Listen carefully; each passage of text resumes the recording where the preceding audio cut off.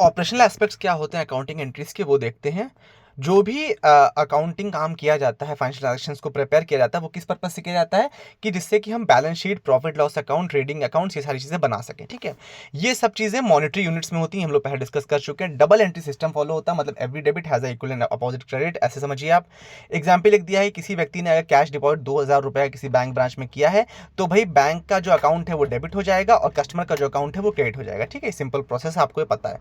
इसके बाद ये देख लेते हैं कि ये चैप्टर कौन सा है, हमारा जेआईबी पेपर 3 हम लोग कर रहे हैं। इसमें चैप्टर मॉड्यूल ए का चैप्टर 9 है, operational aspects of accounting entries. Also I request कि प्लीज आप डिस्क्लेमर देख लीजिए that this video is for educational purposes only.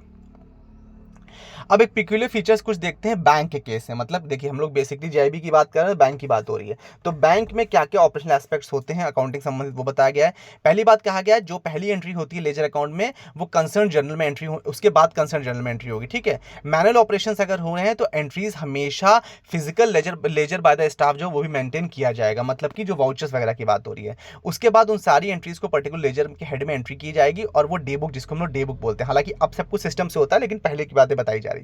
इसके बाद जो टोटल एंट्री होगी वो कंट्रोल अकाउंट जो भी कंसर्न जनरल लेजर में जाएगा, उस सब में एंट्री। अब तो जनरल लेजर भी ऑटोमेटिकली प्रिपेयर होता है, आपको नहीं प्रिपेयर करना होता है।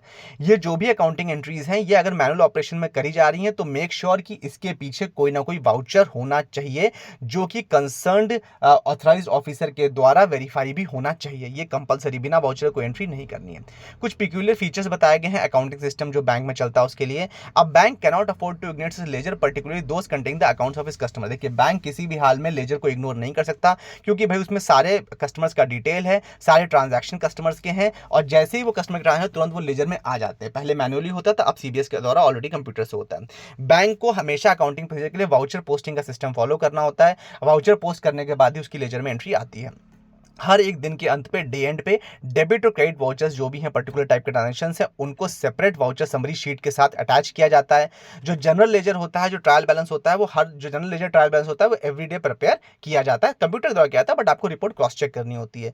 कितने प्रकार के ट्रांजैक्शन होते हैं? ट्रांजैक्शन जो बैंक में होते हैं बेसिकली दो तरह के होते हैं, कैश, एक होता है नॉन कैश। नॉन कैश, ठीक है, नॉन कैश का मतलब क्या है कि ट्रांसफर, मतलब एक अकाउंट से दूसरे कैश में पैसा, अकाउंट में दूसरा पैसा ट्रांसफर हो जाना।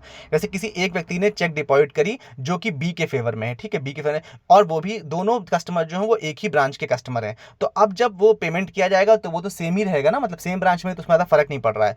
इसी तरह बताया गया है, जैसे किसी, मान लीजिए आपको सेविंग बैंक अकाउंट में इंटरेस्ट पे आउट करना है 3 महीने 6 महीने बाद, जो भी आपका टाइम है, ठीक है, उसमें आप पेमेंट कर रहे हैं इंटरेस्ट, तो वो इंटरेस्ट पेमेंट करने में क्या है कि आपकी बैंक के अकाउंट से डेबिट होगा, मतलब बैंक के अकाउंट से डेबिट होगा पैसा, और सारे अकाउंट में क्रेडिट हो जाएगा जो भी आपके सेविंग अकाउंट है उसमें। क्यों? क्योंकि इंटरेस्ट का अमाउंट, वो जो आपका इंटरेस्ट अमाउंट होता है, आईआर वाले जो अकाउंट होते हैं उनकी बात हो रही है। फिर वाउचर की बात करते हैं। डेबिट और क्रेडिट दोनों ही ऑपरेशंस में क्या होता है कि जो कस्टमर है उसके द्वारा या बैंकर के द्वारा, दोनों केस में ही वाउचर कंपलसरी है। इसमें डेबिट और क्रेडिट दोनों की एंट्री होगी, और जो वाउचर है वो जिसमें कुछ ऐसे वाउचर भी होते हैं इसमें डेबिट और क्रेडिट दोनों वाउचर एक ही में ऐड रहते हैं, उसको क्या बोलते हैं? कॉम्पोजिट वाउचर बोलते हैं।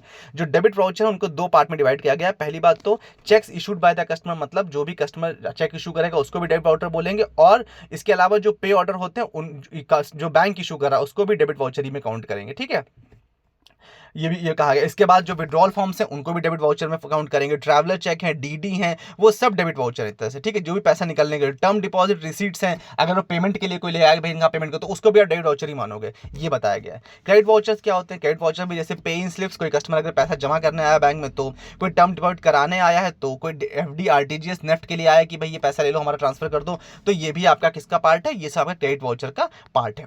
अकाउंटिंग सिस्टम हर एक बैंक की अलग होती है। हर एक बैंक जो आप, मतलब कोई बड़ा बैंक होता है उसका अपना कस्टमाइज बैंकिंग सॉफ्टवेयर रहता है अपनी रिक्वायरमेंट के हिसाब से, और उसी हिसाब से उसकी अकाउंटिंग जो है वो अन्य बैंकों से थोड़ी डिफरेंट हो सकती है, बट ओवरऑल सबका जो एम है वो सेम रहता है। ठीक है, सेपरेट वाउचर्स, एटीएम के transaction, internet banking transaction, mobile banking के, इन सब के लिए या यूपीआई ट्रांजैक्शन, इंटरेस्ट अगर अकाउंट्स पे अप्लाई होता है, इन चीज़ों के लिए सेपरेट वाउचर्स नहीं पड़ते हैं, ये सिस्टम वाउचर्स ही चलते हैं। ठीक है, इसमें अलग से वाउचर्स की आवश्यकता है क्योंकि सिस्टम एंट्रीज होती हैं। ये जो है सिस्टम द एंट्रीज रिकॉर्ड भी की जाती है और आपके बैलेंस शीट में दिखाई पड़ती है। ठीक है, मतलब सॉरी उसमें ट्रायल बैलेंस में। With this we have come to end of this chapter. I hope you like the session. Do like, share, subscribe and don't forget to comment.